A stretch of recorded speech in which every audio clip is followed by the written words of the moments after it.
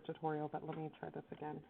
You pull up your image, it's on the background layer, you go to select subject. It does a really good job of selecting the subject, but this is just a temporary helper to, to get around the edges and select most of your subject.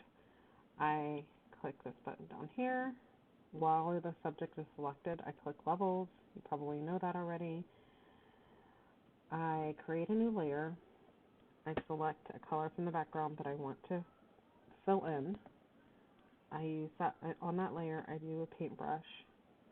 I hit Control. I select that levels layer that I just created, and I use a layers mask.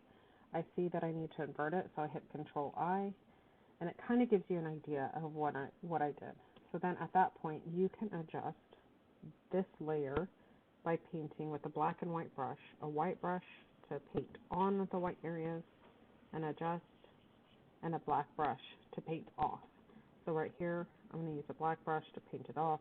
You adjust the hardness of your brush in order to perfect it.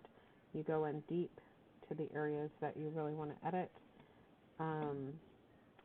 to paint it on and off and make it look perfect, let's say.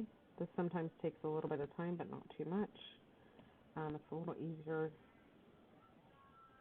said than done sometimes.